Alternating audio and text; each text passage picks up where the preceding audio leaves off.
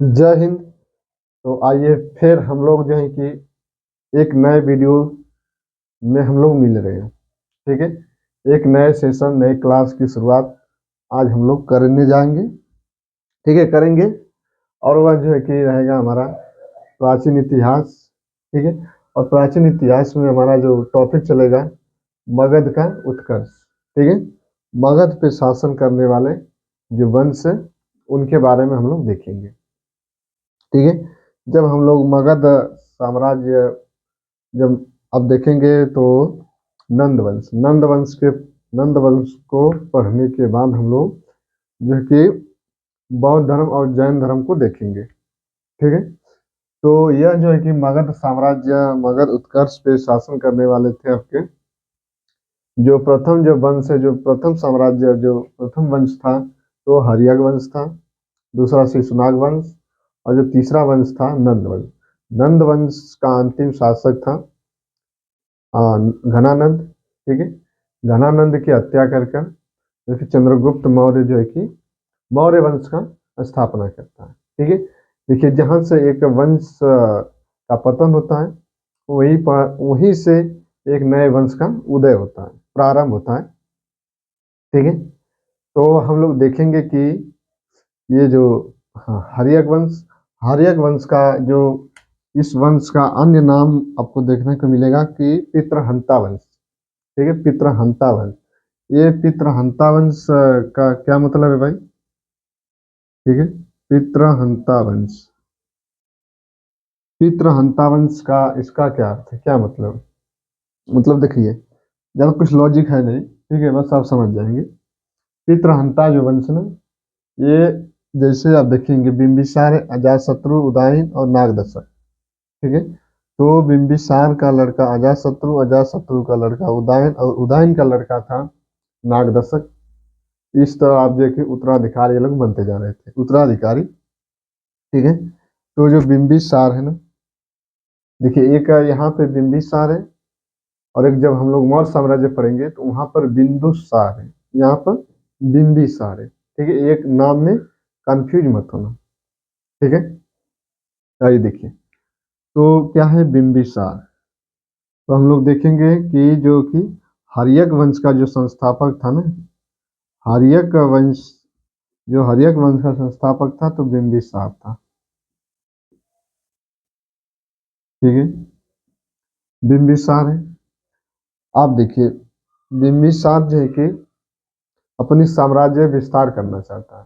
ये जो है कि साम्राज्यवादी विचारधारा का था भाई बिंबिसार। तो अपनी साम्राज्य विस्तार करने के लिए पहले के जो थे पहले के जो साम्राज्य का विस्तार करना होता है ना, तो ये लोग शादियों के माध्यम से जो है कि अपने साम्राज्य का विस्तार करते। देखते हैं ना कि पहले की पत्नियां जो है कि एक पुरुष की कई पत्नियां होती थी, एक राजा के कई रानियां होती थी। ठीक है, तो साम्राज्यवादी विचारधारा के थे, तो इसलिए वो लोग शादियों का जो है कि आधार बेस मानकर अपना साम्राज्य विस्तार करते थे। ठीक है, तो यह इसकी जो तीन पत्नियां थी, जो तीन पत्नियां थी। ठीक है, बिंबिसार की तीन पत्नियां। ठीक है, महाकोसला महाकोसला थी, क्षेमा थी और चेलना थी। ठीक है, महाकोसला आपको याद रखना है, एक पत्नी का आप नाम जान लीजिएगा। ठीक है, इसकी जो पत्नी थी महाकोसला। ठीक है, ये महाकोसला इसकी पत्नी थी, और भी थी लेकिन ये ज्यादा जानना आपको जरूरी है, क्योंकि जब बिंबिसार की मृत्यु हुई ना उसी समय जो है कि इसकी पत्नी भी महाकोसला जो है कि सती हो गई थी। ठीक है, उसी दिन सती हो गई।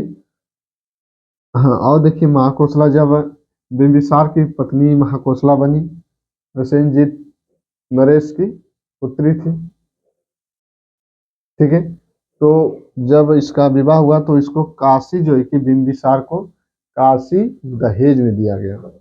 ठीक है, तो इसलिए जो है कि ये जो बिंबिसार की जो पत्नी है महाकोसला, ये आपको एग्जाम की दृष्टि से याद रखना। ठीक है, तो देखिए पित्र अब देखिए बिंबिसार खत्म हो गया। अब बिंबिसार के ही दरबार में एक राज वैद्य था। ठीक है, जो पर्सनल डॉक्टर था। आज भी है, कॉल कर दिया जाता है तो चले जाते हैं। ठीक है। तो पर्सनल डॉक्टर था। तो जो एक चंद्र प्रघोत एक राजा था, उसको जो है कि पांडु, मतलब उस समय की जो पांडु एक बीमारी थी, वो उस पांडु जो बीमारी थी ना, उसको कहा जाता था पीलिया। ठीक है। तो बिंबिसार के दरबार में रहता था कौन भाई? जीवक। जीवक क्या क्या था? राजवैद्य था। राजवैद्य था। और इसी ने जो है कि नरेश चंद्र प्रघोत की जो उसकी जान बचाई थी, मतलब उसको पीलिया हो गया था। तो ये जीवक को पता चला, तो उसकी जो है कि हाँ, उसको इलाज किया और उसका जो है कि साम्राज्य बिंबिसार ने अपने में मिला लिया। ठीक है। तो ये आपका खत्म हो गया बिंबिसार। अब अगला जो शासक बनेगा, अजात शत्रु। ठीक है, यहाँ से अजात शत्रु भी आपको याद रखना है। अजात शत्रु। अजात शत्रु। अब अजात शत्रु क्या है भाई? तो अजात शत्रु जो है कि इसको अन्य नाम जानते हैं? अजात शत्रु का नाम है कुड़िक। ठीक है, कुड़िक। अजात शत्रु के समय में देखेंगे तो प्रथम बौद्ध संगीति का आयोजन हुआ था। इसलिए यह शासक जो है कि आपको P/Q लिख लेना है। ठीक है, P/Q लिखना है, क्योंकि यहाँ से प्रश्न बनता है कि प्रथम जो आपकी चार बौद्ध संगीतियाँ हुई थी। ठीक है, चार बौद्ध संगीतियाँ आई थी हर्यक वंश में, एक चले जाएंगे तो शिशुनाग वंश में, एक मौर्य वंश और एक कुषाण वंश जब हम पढ़ेंगे तो वहां पर हो जाएगा। ठीक है, जो प्रथम हुआ था तो अजातशत्रु यानी कि हर्यक वंश में जो है कि अजातशत्रु के समय जो है कि प्रथम बौद्ध संगीति का आयोजन करा जाता है, सभा होती है जब गौतम बुद्ध की मृत्यु के 8वें वर्ष बाद। ठीक है। तो देखिए अजातशत्रु। ठीक है, अजातशत्रु हो गया। हाँ, इसी के समय क्या होते थे? प्रथम बौद्ध संगीति हुई थी, प्रथम बौद्ध सभा बुलाई गई थी। ठीक है। तो यहाँ पर देखिए मैं तीनों आपको जो है कि प्रथम बौद्ध संगीति आपको लिख देता हूँ। ठीक है। तो ये बौद्ध संगीतियाँ हैं, बौद्ध सभा है। ठीक है, बौद्ध सभा। देखिए मैं बस फर्स्ट वाले में देखिए, तो अजात शत्रु शासक था भाई। अजात शत्रु शासक शासक था। अध्यक्ष तो महाकश्यप था।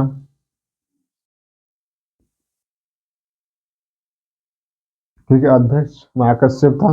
और यह हुआ कहाँ था, ये भी आपको याद रखना है। स्थान, स्थान हो जाएगा तो सप्तपर्णी गुफा।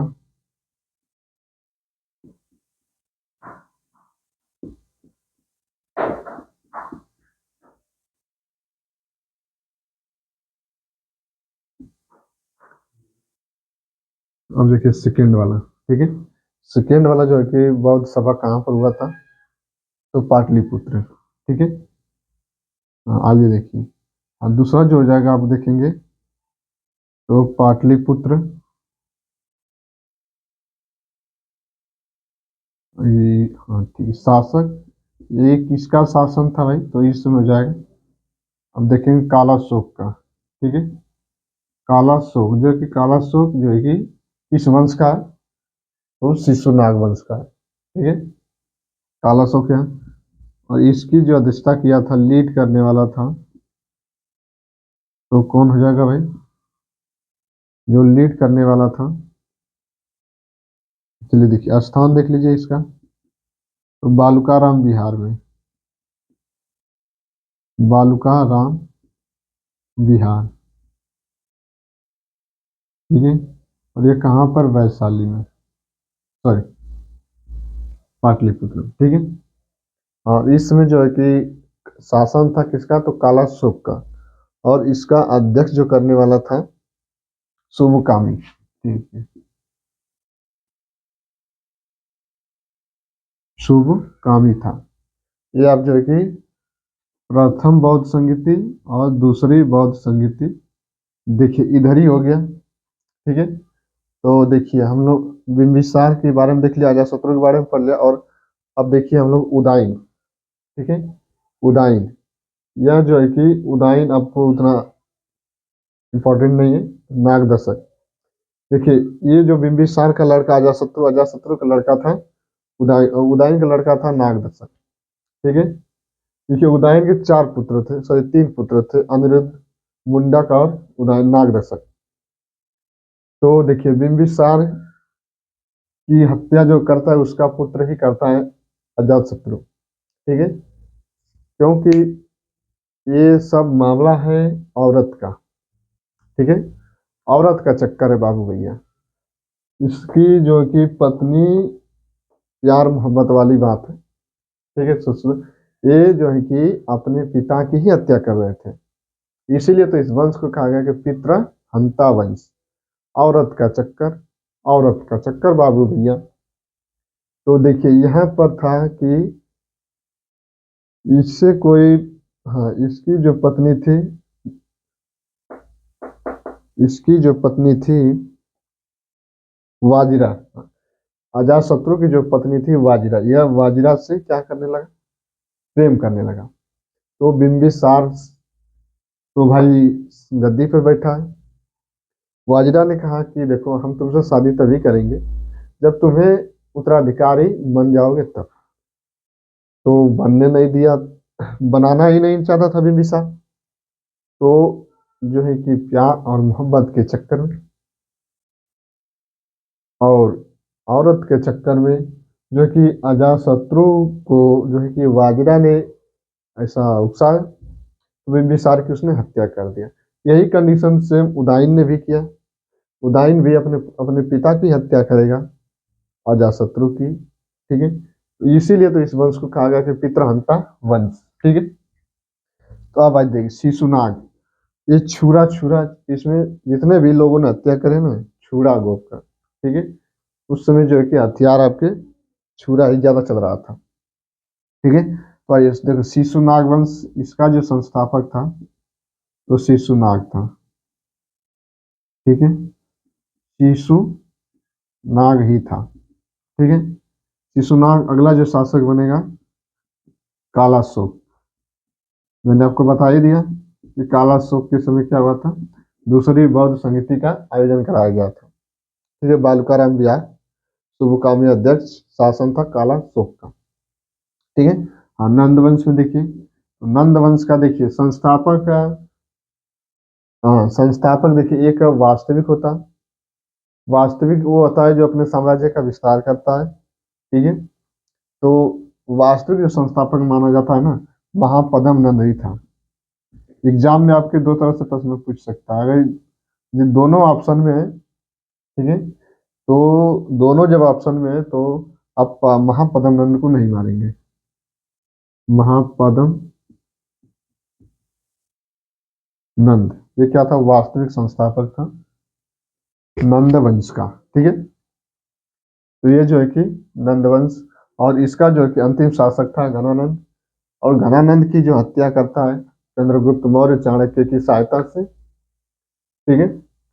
तो ये जो है कि हम लोगों ने मगध पे, हाँ, एक प्रश्न आप बताइए कि जैसे दिल्ली का वास्तुकार कौन है, एलियट लुटियंस। ठीक है। एल्बर्ट लुटियंस जो है कि दिल्ली का वास्तुकार है। ठीक है। उसी प्रकार जो है कि मगध जो है कि मगध का वास्तुकार यदि पूछा जाए कौन है, तो जो मगध का वास्तुकार था ना, मगध का वास्तुकार देखिए तो महागोविंद। ये महागोविंद क्या है कि मगध का जो वास्तुकार डिजाइन है, जो मगध का डिजाइन जो तैयार किया है, वह था आपका महागोविंद। ठीक है। हाँ, ये देखिए मगध जो साम्राज्य है ना, अब जब बिहार स्पेशल पढ़िएगा तो उसका जब जियोग्राफी आप देखेंगे बिहार का, तो जो मगध है ना, मगध के उत्तर साइड में देखेंगे तो गंगा नदी, और दक्षिण में विंध्याचल पर्वत है। ठीक है। मगध के उत्कर्ष का यह भी एक कारण बनता है, यह भी आपको जो मुख्य बिंदु है, मुख्य जो पॉइंट है, इसमें आप देखेंगे तो मगध जो साम्राज्य है, यह उसके उत्तर में गंगा नदी और दक्षिण में थी विंध्याचल पर्वत। ठीक है। और देखेंगे तो पश्चिम में सोन नदी और पूरब में चंपा नदी जो कि प्रवाहित हो रही थी। इसके चारों तरफ जो है कि इधर पर्वत, उत्तर में गंगा नदी, और जो पूरब में चंपा, और इधर देखेंगे पश्चिम में सोन नदी प्रवाहित हो रही है। अब देखिए इधर जो है कि राजधानियां दो थी, ठीक है। ये जो हर्यक वंश था, सॉरी हर्यक वंश था जो, इसकी राजधानी पहले तो गिरिब्रज, बाद में पाटलिपुत्र होती है। तो वही पाटलिपुत्र है, ठीक है, जिसका नाम शेरशाह सूरी ने रखा है, ठीक है। तो देखिए ये राजधानी दो थी, गिरिब्रज, गिरिब्रज के जो पश्चिमी हिस्सा है ना गिरिब्रज, तो उसमें देखेंगे तो व्यवहार पहाड़ी है, ठीक है। और अब देखेंगे तो दक्षिण में ऋषिगिरी पहाड़ी है, ठीक है। तो इतना ये, और जो पाटलिपुत्र था इसके इधर, हाँ, उत्तर और इस वाले क्षेत्र में, उत्तर और पूर्व वाले क्षेत्र में गंगा नदी प्रवाहित हो रही थी। ये पाटलिपुत्र राजधानी की हम बता रहे हैं, ठीक है। और जो दक्षिण में प्रवाहित हो रही थी सोन नदी, ठीक है। पश्चिम साइड में थी आपकी गंडक नदी, ठीक है। तो जैसे प्रश्न में ऐसे बन जाएगा ना कि जो पाटलिपुत्र की राजधानी, पाटलिपुत्र राजधानी जो मगध के समय थी, उसके दक्षिण में कौन सी नदी प्रवाहित हो रही थी। इस तरह से प्रश्न बन जाएगा कि इसका आंसर जो होगा, उत्तर होगा सोन नदी हो जाएगी, ठीक है। ये मगध साम्राज्य जो था ना, इसके दक्षिण में कौन सा पर्वत था, तो ऑप्शन दे देगा, ठीक है। विंध्याचल पर्वत, व्यवहार पहाड़ी, ऋषिगिरी पहाड़ी, तो इसमें जो होगा विंध्याचल पर्वत। इस तरह से आपको जो है एग्जाम में प्रश्न बन जाएगा, ठीक है। तो आज के लिए इतना है, अगले हम लोग नेक्स्ट वीडियो मिलेंगे तो मगध, सॉरी, मौर्य साम्राज्य को देखेंगे, ठीक है। जय हिंद, जय भारत।